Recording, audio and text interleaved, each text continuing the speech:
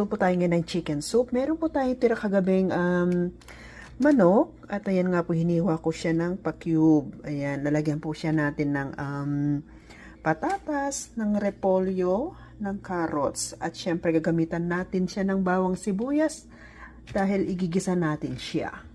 Din po natin ng Knorr cubes.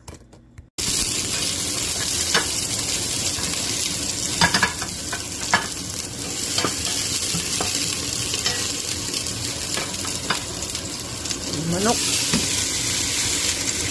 Tira-tirang manok yan. Tira namin kahapon. Gagawin na lang natin soup.